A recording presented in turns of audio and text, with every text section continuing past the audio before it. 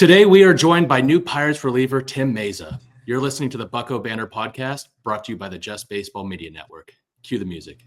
Rockin' 101, she compliment my taste. Whiskey in my lemonade, cause I like the way it tastes. Best seats at the Pirates game, they let me run the base. Yeah, my time is like my money, cause I can't afford to waste. Wifey is a lawyer, take my date to my dates. Order steak by the plates, and in case after case, run my race at my pace, clear the grass of the snake. Welcome back, everybody. Now joining us on Bucko Banter in his first media spot as a Pittsburgh Pirate, left-handed reliever, Tim Mayza. Tim, welcome to the podcast. Hey, guys. Yeah, great to be here. Going to have a good time.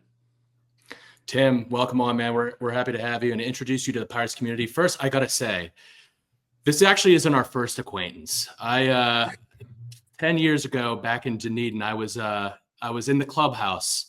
And I was training to be a minor league video scout intern. That was my first job out of school. And Okay. it was you, Anthony Alford, Connor Green, I remember, a couple other guys. So, I'm sure you remember that. But it's funny how everything comes full circle. We're doing a pod like 9 years later. So welcome on, man. Yeah. Who's the video guy was what? Rosner? Jake Rosner, yeah. Jake Rosner, yeah. Yeah. And I went to Bluefield, which we have to talk about Bluefield because I know you had to stop there.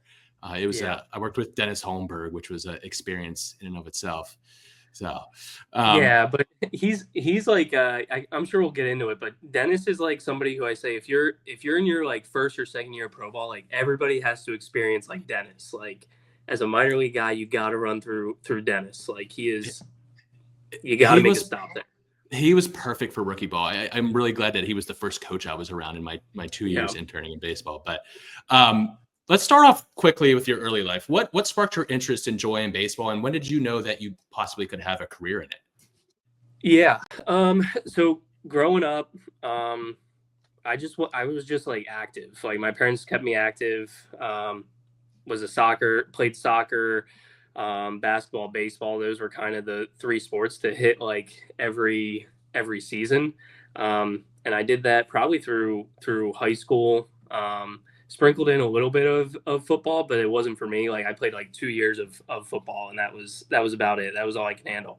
But from a baseball side of things, I think like my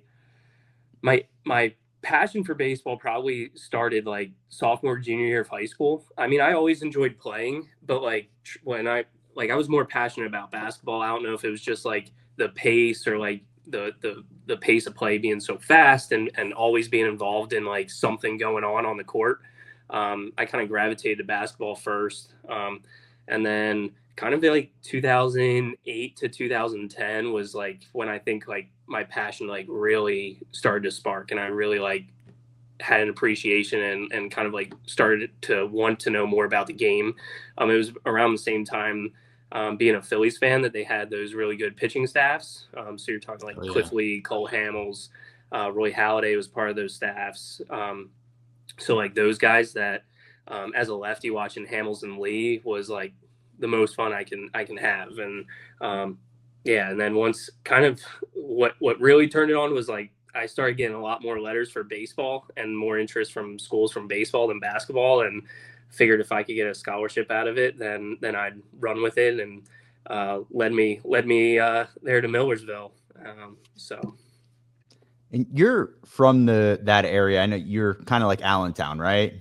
Around there. Yeah, Montgomery County. So I grew up like in between Pottstown and Quakertown, roughly like an hour north of Philly. Okay, yeah, 'cause I spent a lot of my childhood in Allentown. That's where my mom's side of the family is. So okay, it's the baseball scene compared to other areas of the country might not be as big. So you got to get used to throwing in a gym 5 months out of the year, especially like in college. You're not touching dirt. How was that a challenge?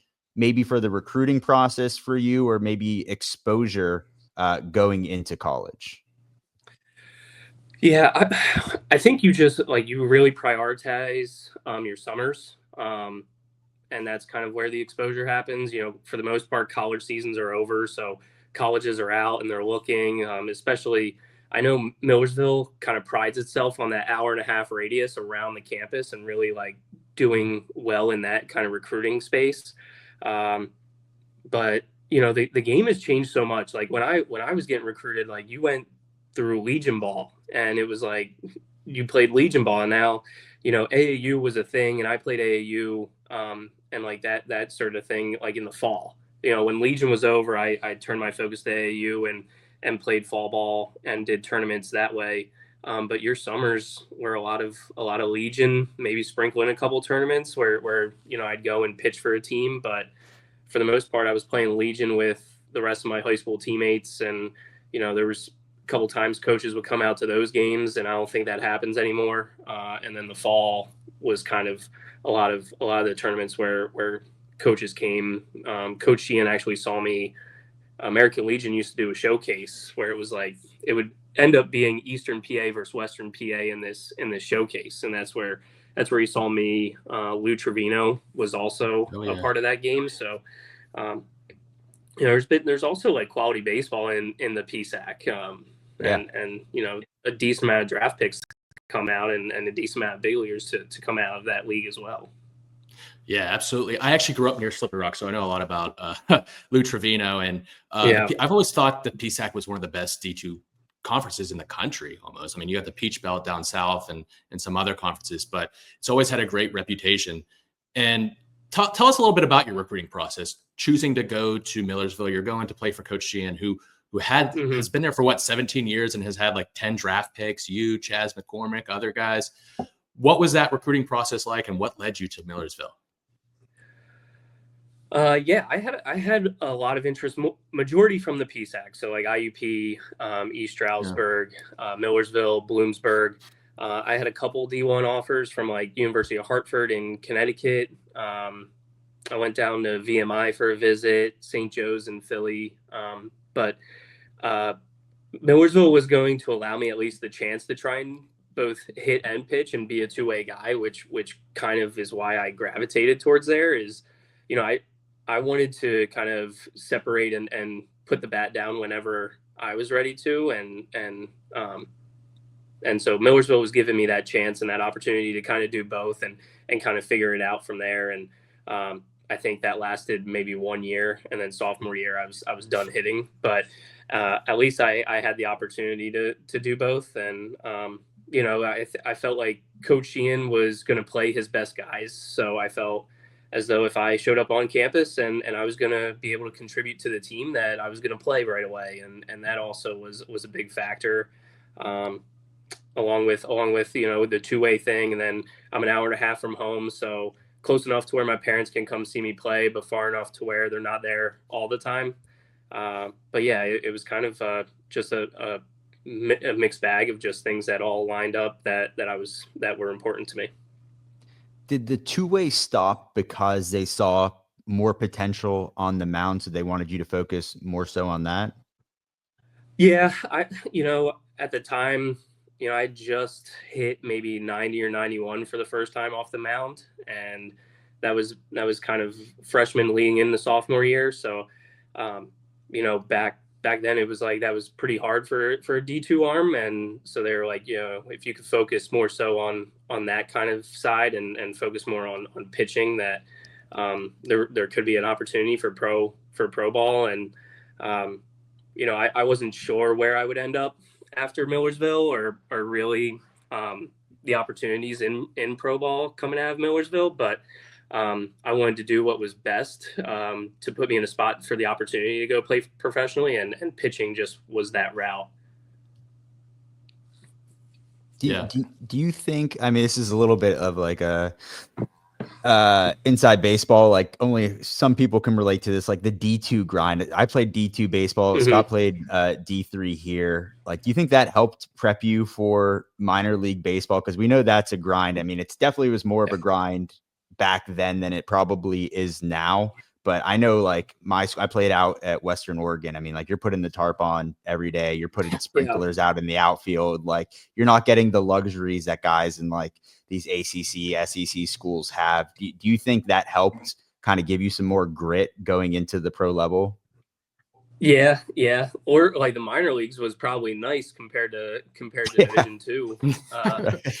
You do similar bus rides.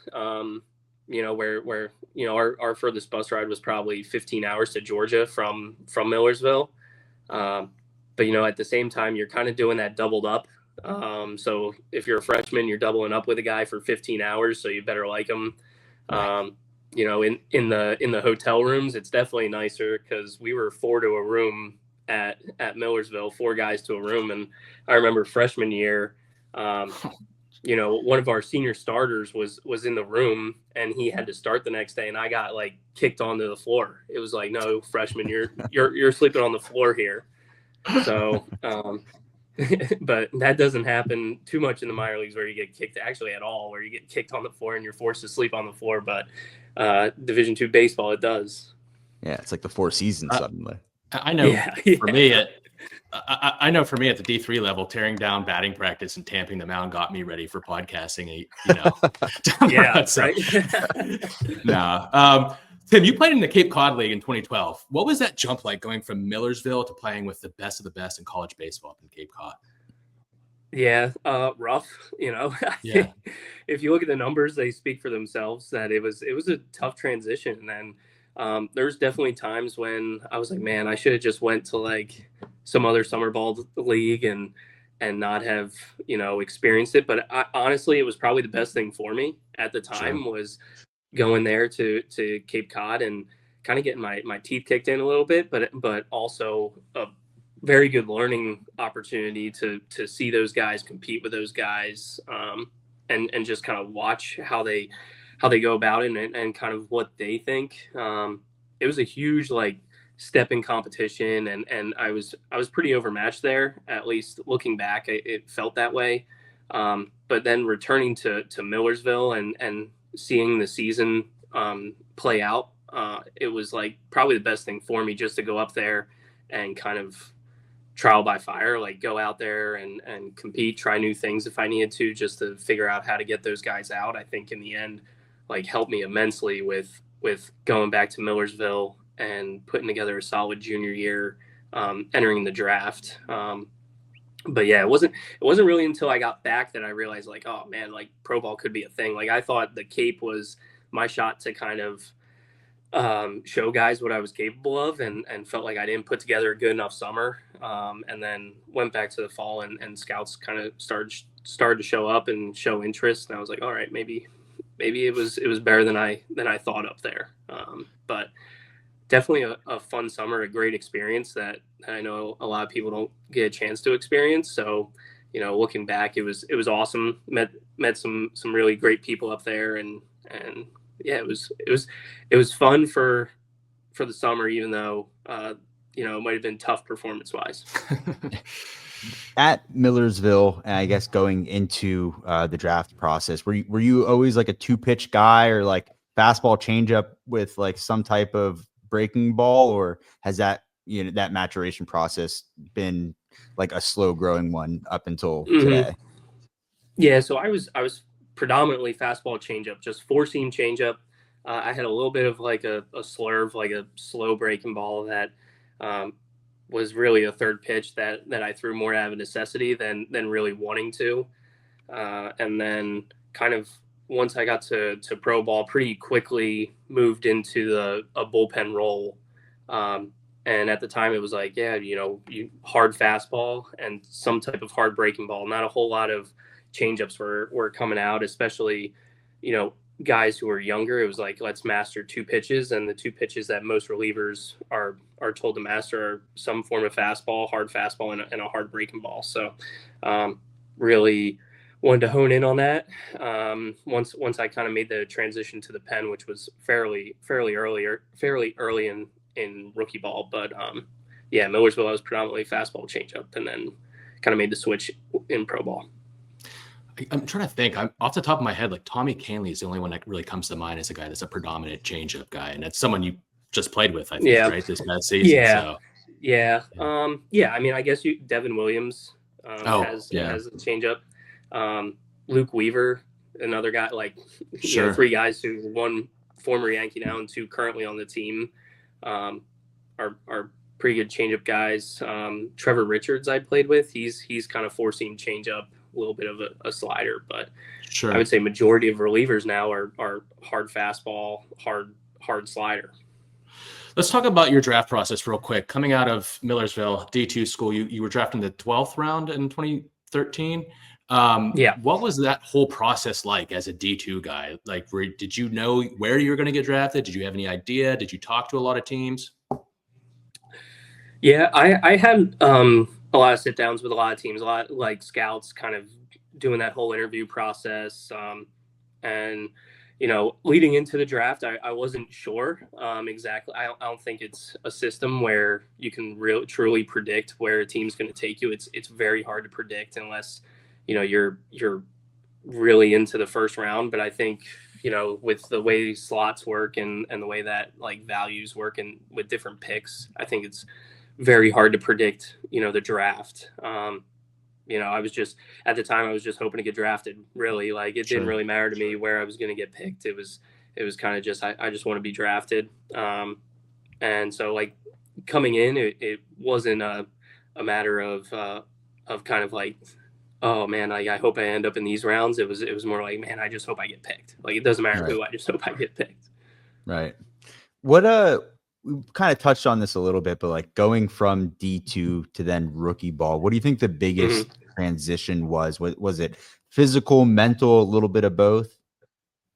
I think it was way more mental, at least for me, than physical. Cause I feel like I got to rookie ball and I felt like my stuff wasn't good enough, when in reality it was plenty good enough. Looking back, it was just like I felt like it was such a bigger step up than in my head than it actually was. So it's a mental thing, and it really for me always has been one of those things where it's like I just need to continue to have confidence going in, and so that the jump, very similar to kind of the Cape, was like I just I probably could have done pretty well in the Cape had I not blown it up in my head to be this huge thing where it was like, man, I'm going up there and I'm a D2 guy facing ACC, SEC guys. Like, I got to be more than what I am currently. And I think I thought the same thing in rookie ball, was that I had to do a lot more than what I did at Millersville, when,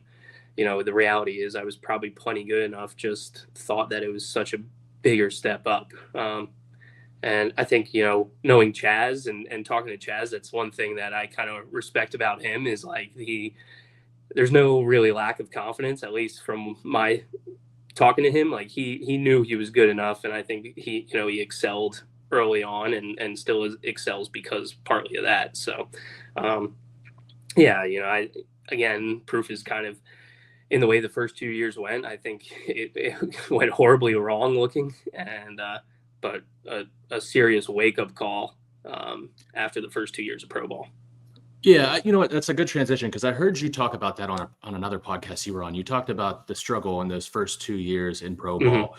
Can you take us through like some of the adjustments that you made, whether that was, with your pitch mix, your delivery, your release point, whatever?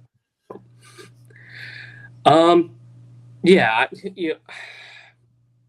after the first 2 years, I had a coach kind of approach me. He's like, hey, come next spring, like it's kind of make or break for you. Like you got to show us something in order to kind of stick around. So not to say that I kind of, you go into every off season with kind of that chip on your shoulder that, hey, I want to get better. And you have a plan of how to get better. Well, knowing that my back was against the wall, I think I found out a lot about myself going through that off season, entering spring training, knowing it was kind of just like, well, now you got to just let it loose. Once, you make your mechanical changes or this or that, it's now or never. Like, so, spring training went in just kind of like, just reckless, was just, hey, if I'm going to go down, I'm going down my way type of thing. And, made some delivery changes, kind of shortened the arm action, just became a little more consistent in my delivery. And, this is a time when there was no TrackMan, Rhapsodo. Like it just kind of went with feel and really communicating with catchers and communicating with coaches of what they wanted to see. So there was no hard data that was, telling you if what you were doing was right. You just kind of hope that, hey, I want to shorten the arm action up, clean some stuff up, become a little bit simpler with the delivery, and hope that it worked. And I had a good spring and broke with low A for a little bit, but then sent back to extended, but felt like I was showing significant signs of progress. And then finished back in low A and ended up turning in a really good season. I know this is kind of Scott's area here, but everybody that we've had in the Toronto organization has had a Bluefield story. Yeah. Do you have anything that sticks out there? We've heard some real minor league grinders. It has to be Double Out, right? You remember Double Out, of course. I remember Double Out. Rest in peace. He died a couple years ago. Yeah. Bluefield's actually, like, people don't like the last season that the Blue Jays were in Bluefield, they stayed on the dorms. They stayed in the dorms. I stayed there. Yeah. Yeah. They're nice. When we were there, we stayed at the Mountain View. Oh. Yeah. Yeah. So we stayed in the Mountain View, and it was rough. But yeah, I remember there was one time we were leaving to go get something to eat. It was kind of late at night, and we're walking down the stairs, and there was like police with a dog, like ready to, like, I think make a drug bust, like, at the Mountain View. And I was like, we gotta get out of this place. But besides that, like, Dennis is great. He kind of keeps it light. He always has to hit a Cracker Barrel. I think, like, I was good every road for trip. A couple of years. Every road trip you were every road trip.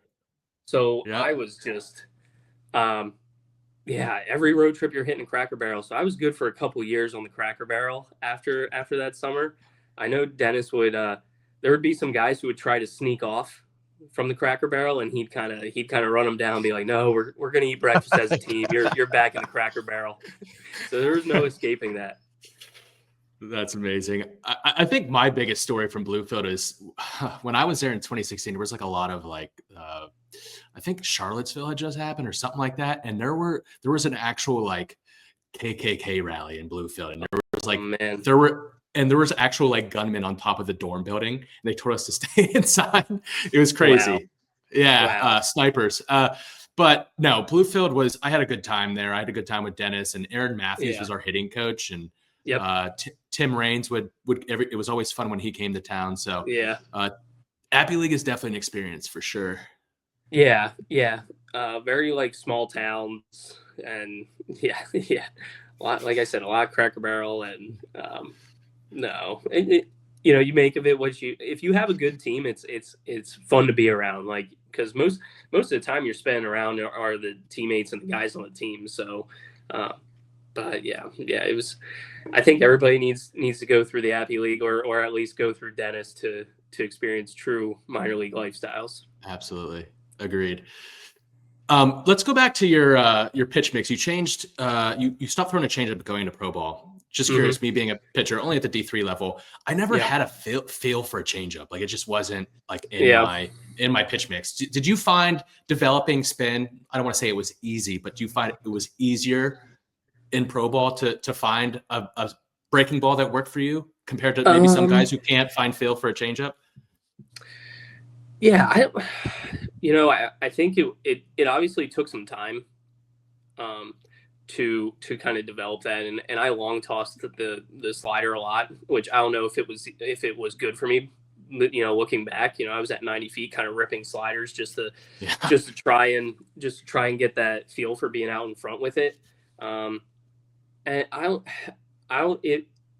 was like a work in progress for a really long time, and even I feel like every offseason I'm trying to do something different with my slider, or trying to change a little bit of shape now that, like, TrackMan's readily, like, available. I think every offseason I'm going in trying to do something with the slider, either get a little bit more horizontal on it, or get a little bit more depth on it to be able to work it kind of bomb third and below. And so I can't even say that it's a finished product. I mean, it's much better than what it was in rookie ball, but I think there's just, like, you're constantly kind of going into off seasons, just trying to make it just a little bit better, or do something to misbatch just a little bit more. So if that answers your question, easy. I don't know if it was easier, but I just think the changeup was kind of natural for me in high school and college, and didn't really think much of how to get the breaking ball better. I just kind of attack guys with fastball changeup, but I think the resources that you have at pro ball are a little different than what you have at, and not to say Millersville is bad. Millersville obviously has a really good program, but just the amount of staff that some of these pro teams have compared to what Millersville might have is different. So the amount of video that you're able to take and the data that you get from games just allows you, I think, to make adjustments maybe just a little quicker, at least back then. I know now Millersville has TrackMan, and it's kind of they have a lot of good arms. So, but how important was coaching at the pro level early on before all these analytics and like immediate feedback came into play? Because right now, like, you could go to a facility that has the TrackMan and you could throw something and then see the spin rate, everything, extension, like they have mounds that, like, you could feel the pressure that you're putting down. Like the information could be almost overwhelming at times compared to when you first got in the league. It's like, maybe it's a partner that you're playing catch with can pick up on spin, or a coach that's watching you. How important was it to develop those relationships with coaches in order to make those changes before that? And like, how do you see yourself progressing now that this era of baseball has kind of taken over? Yeah, I mean, you relied on your coaches heavily early on. Just like, they were the only ones watching bullpens. So you'd throw a couple pitches, it'd be like, hey, what'd you think? I don't know if that had the right movement. And there was nothing behind you or computers or anything to tell you otherwise. Like, you could throw a good pitch, but maybe to the eye, it's not great. So I actually, my first couple of years of pro ball, relied heavily on Sheehan as well, just knowing that he had me for 3 years and knew me really well and kind of understood my delivery a little bit better than maybe the guy who is just becoming my pitching coach for the first time in pro ball. So I would send him a decent amount of video. We'd have phone calls, a lot, just kind of going over what I was feeling or what I was thinking. So, just because the first year, the organization's trying to get to know you, but you're also trying to kind of perform. So I think there's a little bit of like, hesitancy to kind of make wholesale changes at first, because, they're trying to figure you out and learn how you work and what clicks for you. I think changes now, because the data happen a lot faster, especially with the ability to kind of throw a pitch, see the TrackMan or see what's happening on, high speed cameras where it's edgertronic, and be able to make those changes from pitch to pitch, instead of, you're throwing 10 pitches, 15 pitches. And then, you're asking kind of a coach, hey, what are you seeing? Are you seeing anything? And so, I mean, I think the data allows for things to happen a lot faster. Right. Yeah, no, absolutely. You missed 2020 due to TJ surgery. I mean, never want to miss time due to injury, but if you were to miss time, that was a good time to be out, right? I mean, it was only half a season. Talk about the mental side of recovering from such a strenuous surgery. I mean, I guess it's become more normal nowadays, and people come back quicker than before. But let talk us through the mental side of that. Yeah. You're right. Like, missing a season, you never want to miss a season, but I mean, the COVID year, like, probably was a decent one to miss. And I think the mental side of it might've been easier for me than a person who goes through it and is at the complex every day and goes through, a Florida, GCL season, and, kind of like a little bit monotonous. Like, it's the same thing every day, where I think being home, like, the mental side, I think was pretty easy from my standpoint, just because I was home. When gyms were able to open up, I would go to the gym, come back home. I got to spend like a lot of time with my wife, which I don't know if I was in Florida, I don't know how much she was going to come down. She was still working.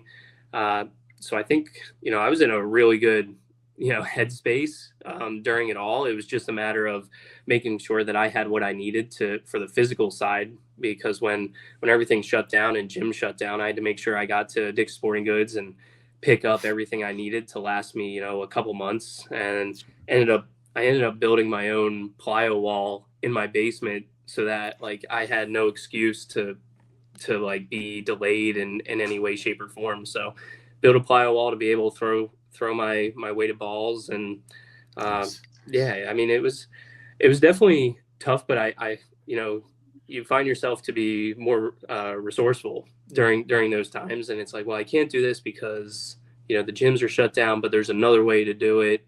But yeah, I mean, from a headspace, I was in a great spot being home, and you know, just being able to spend time at home and spend time around family. And you know, those are times looking back that if I was at the complex, I don't even know what would have happened, or You mean to you tell know, me where I would have been. you'd rather be home than in at the complex in the midday summer games in the Florida Yeah, sun? I mean, yeah, right. I mean, I mean, if obviously it there's wasn't like pros and cons, right? Like you're at the sure. complex, and obviously there's a ton of stuff there with, you know, strength and conditioning side. But early, like what, because I was early stages, I wasn't even throwing yet, where it was like, man, I would have just been at the complex, lifted probably twice, because, you know, once out of necessity and once maybe out of boredom to get like a beach body going, and then back to the hotel. So I mean, you might not also get your masters during that yeah, time, huh? yeah, Right? yeah, Like that. I mean, if you it didn't wasn't already difficult enough, you added that to the mix. We yeah, don't have to spend too much time on it, but was that something yeah. that you always wanted to go through with after leaving Millersville? Yeah, yeah. It was just something that, you know, I wanted to do it. B, I wanted to find something that, you know, I could enjoy, that kind of like took me away from the game a little bit. Like I could spend a lot of time breaking down video, almost too much time, like just analyzing every little thing about an outing, and didn't really have something that took me away from the game. I was just, you know, on the road, and um, you know, in hotels, and I was just like, what's something I can come back to that just allows me to just dive into something other than baseball. And Hmm. you know, so I chose to be a little bit productive, and I started the degree in September, and I blew out 2 weeks, 3 weeks into the degree. Um, and then COVID happened. So I was like, this is, you know, kind of, you know, not a bad situation where I can, you know, focus on my rehab, but also focus on the schoolwork that I wanted to do. And kind of, you know, at the time I didn't know what I was going to come back like from the surgery. Sure. Obviously, like the success rate is pretty good now, but you know, there's always that off chance that I don't get back to what I'm supposed to be. So I wanted to be as prepared as possible to kind of enter life after baseball. Yeah, that was actually perfect timing to get a master's degree for sure. I Yeah, heard a couple other stories. I think Stroman finished his degree too, or got a master's degree during that time. yeah. So. While he, I think, recovering from the ACL. Right, right, right. Yeah. So Tim, being a two pitch guy, Hmm. I know you're probably not going through a lineup a whole time, or especially more than once, but like, Yep. what are your keys to, you know, creating? Are you focusing more on pitch tunneling and deception, or do you focus on other things to mix up looks with hitters? Um, yeah, you're looking at kind of sequences, like what certain, especially when it comes to pitch design, like what pitches pair off each other best. Sure. You know, now you have pitch grades, and each pitch gets graded. So I think you want to identify what your best pitch is, and you're probably going to throw that majority of the time. But then what off speed or what two off speed pitches can pair with that to keep hitters off balance or keep hitters guessing. Um, so yeah, I mean, I being, you know, after Tommy John, well, before Tommy John, I started working on a two seam. I was only using it arm side. I was doing two seams arm side, four seams glove side, and the slider, and started having some success with the two seam, and noticing that, you know, I was inducing more soft contact. You know, guys were running at barrel on it, and was kind of, you know, having some success with the two seams. So coming back, the Jays kicked around the idea of only being a two seam guy, and kind of moving it to both sides of the plate. It was a pitch that at the time was harder than my four seam, and moved more. So the combination of extra movement and a little bit of extra velo kind of made it a no-brainer. And so I spent spring training of 21 really trying to dial in being able to get the two-seam glove side as well as arm side, and kind of play back and forth with sides of the plate with that pitch. With 2 pitches, obviously you want to stay ahead in counts, because if you get into hitters counts, you almost know what's coming, or you have a general idea. So is it getting busy early in the strike zone, or just trying to draw soft contact early on in counts and just working in the bottom third of the zone? Is that like still the approach that you go with today? Yeah. And it varies kind of hitter to hitter and the situation of the game. I'm trying to get, 2 strikes or the ball on the ground, usually in the first 3 pitches, is kind of the philosophy you want to go with. There's some guys who are ultra aggressive that you can't be scared to go 1-0 on, even though it's, something it goes against kind of what you're taught is try to get to 2 strikes as quickly and as, efficiently as possible. But there's some guys who are just ultra aggressive that you gotta be okay throwing a ball to, and understand they may swing at it, or they may, you might get soft contact out of it. But you're trying to get to 2 strikes, you're trying to get the ball on the ground. And you're trying to set up certain sequences, depending on what guys are up, and being a 2-pitch guy, you're trying to keep them off balance. You're trying to keep them guessing. But yeah, you're right. You got to get ahead, and you start falling behind, and you start. I know for myself, I'm a pretty heavy sinker guy. I think the past few years I've thrown, anywhere from like 70-75% sinkers, to where, you get kind of in a corner, in a jam. It's like everybody really knows what's coming. So that it's going to be definitely a point of emphasis moving forward, is kind of trying to find what mixes can keep guys off balance just a little more, to where the sinker plays up a little bit. Nice. Take us through your pregame strategy as a reliever. Like, I'm assuming some days you don't maybe know when you're going to go in, but let's say a day that you know you might be called on. What's your pregame strategy to get ready? You play catch. Obviously, you kind of go through your normal routine where you're in the weight room, you do your activation, and you go outside, play catch. And some days, I like to get on the mound a decent amount. So, I'd say once a series, I like to, even if it's a day that I'm up, I like to kind of throw 10 pitches off the mound, just to kind of feel the slope, and kind of throw, an abbreviated bullpen instead of a flat ground. I'd rather get off the mound and feel the slope. But if it's the first day of a series, usually you're going to have your scouting report meeting, and kind of go through the lineup a little bit, and notice some strengths, weaknesses, and just how you can match up. But for the most part, being, left-handed and seeing a lineup that day, you can kind of understand where your pockets are. And kind of by pockets, you're talking about 3 batters, knowing that you can't just come in and face one unless it's the end of an inning. So you're trying to identify the area that you anticipate coming in. Usually there's a lefty in between, or it's 2 lefties with a righty in between, and get those lefties out while also kind of managing the contact versus the righties. But really, you kind of just you gotta be ready at all times. So depending on the flow of the game, if your starter's rolling, you may not prep, or in the bullpen, you may not get loose until it's a little later. I usually try to, start moving around that 60 pitch mark, just because, by probably 75, 80 pitches, you're probably going to get a call that, somebody's going to get a call to warm up, and you just don't want to be kind of caught, not ready. Right.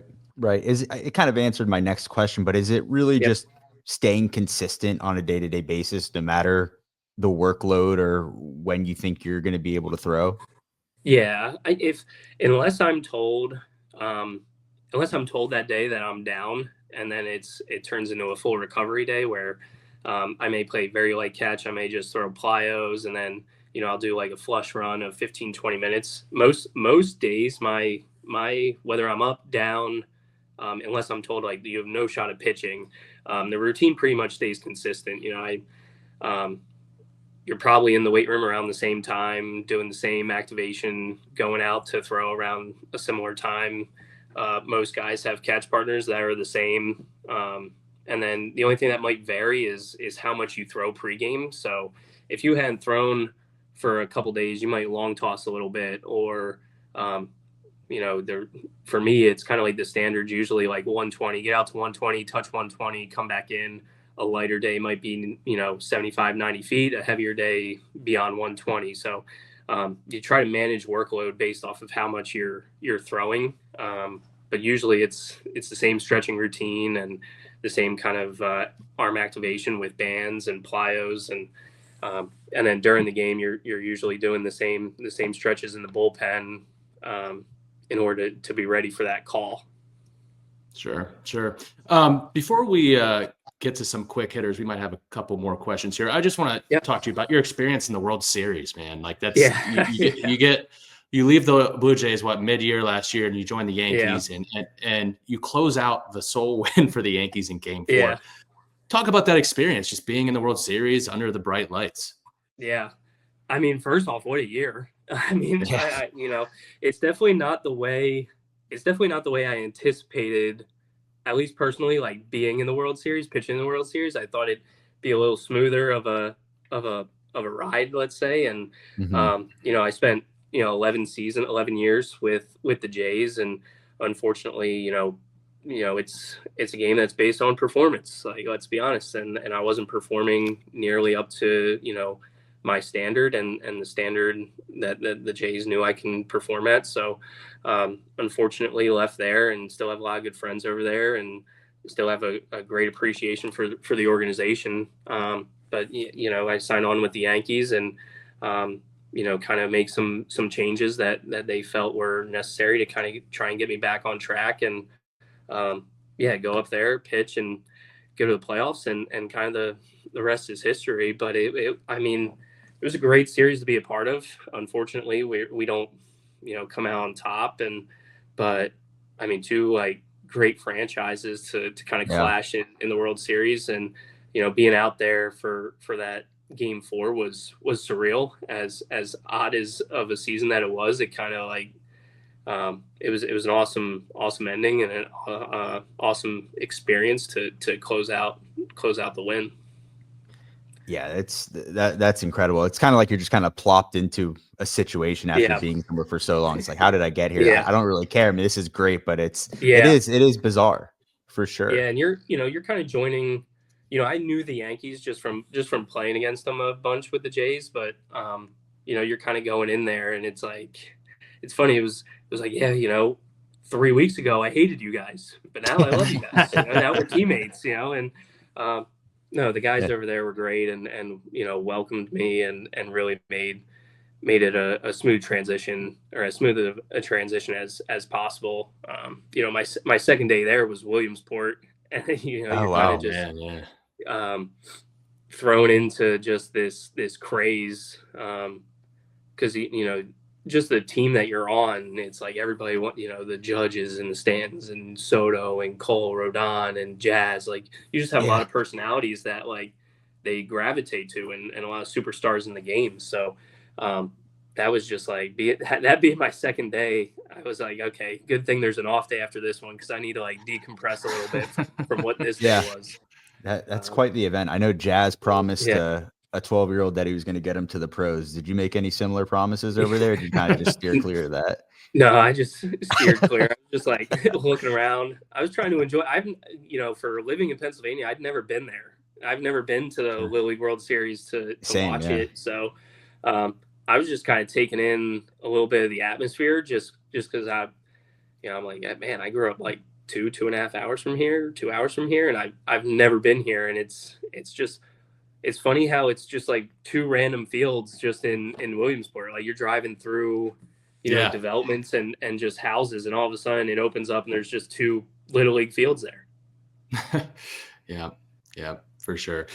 Before we get into our last few questions here, let's talk about your free agency. Tell us about that process. This was your first free agency.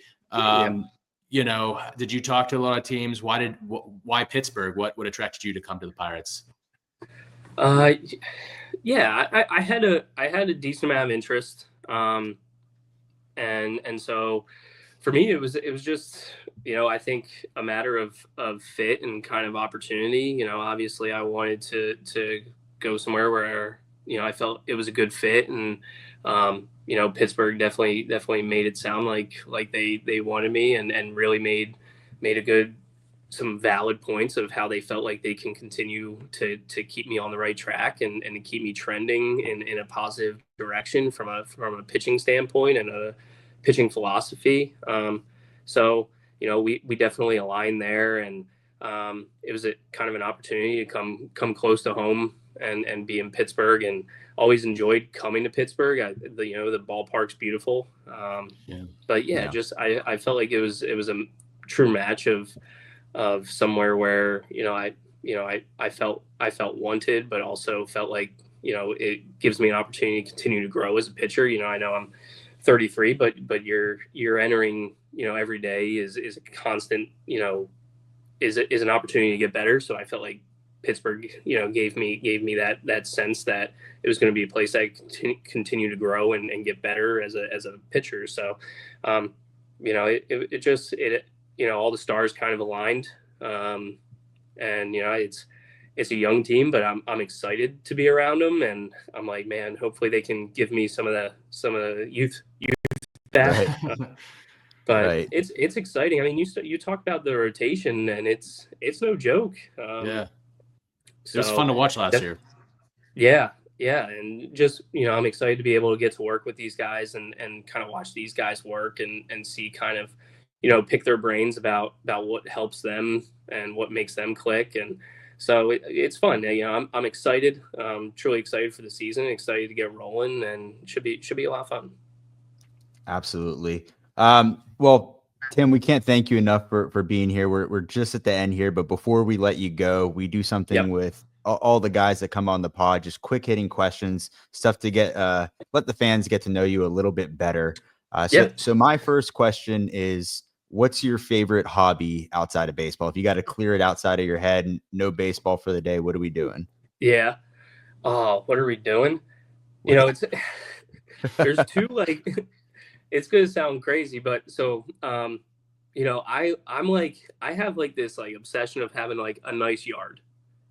Oh yeah. Okay. Like for me, I want just like a nice green, just like lush yard. So I'm You're very definitely a into, dad. like, yeah, exactly.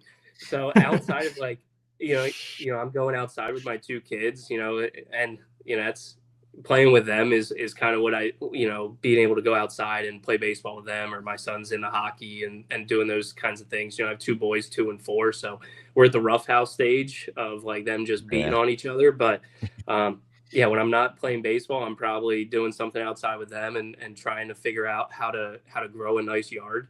Yeah, dude. Yeah. I the Instagram videos where people go around and cut people's lawns for free, I could watch those all day long. It's incredible. Yeah.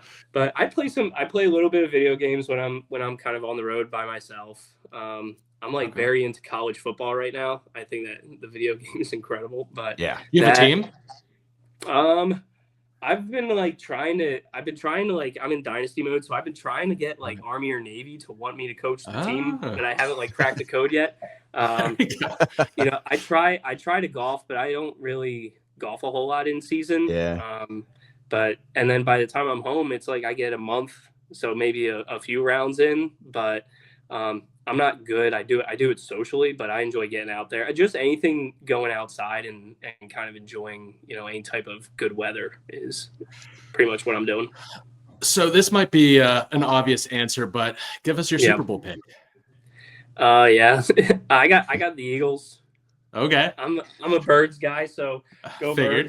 Birds. I have my Dawkins jersey here somewhere that I'm all prepped and ready for Sunday. People are like, oh, predict the score, and I'm like, I think it's going to be. I think the Eagles are going to win by 7. I just I hope they don't. I hope they don't give Mahomes a chance, like at the end. Like, I think it's going to come down to them having to sustain a drive to not allow the Chiefs to get the ball back. Okay. Yeah, it's just what amount of time for Mahomes is too like little. Yeah. Like we've gotten to that point. It's like, is 30 seconds too much? Is 20 like you got to take the ball out of his hands. Staying on football, is the 4 and 10 jersey framed somewhere? No, I have it, but it's not framed. Trying to forget that one, or just I do, or use it as motivation. I haven't decided which one I want to go with. Yeah, that was a tough season. That was a tough one for me. That was a good story. Who is the toughest batter you faced in your career so far? Oh, personally, like I had a hard time getting Brett Gardner out. Oh, Gardner, wow, yeah, little gritty guy.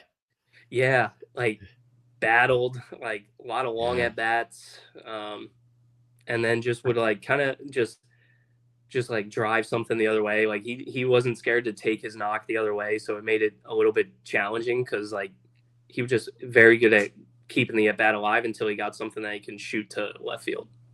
Yeah, I could see him being really annoying especially for relievers. Yeah. What friend of the show, Jordan Comedina, he's the bullpen catcher, bullpen coach, or catching coach now for the Pirates. I don't know if you've had the opportunity to meet Jordan. He's a great guy, but we've had him on the show and we talked bullpen games. Like there's always something going out there.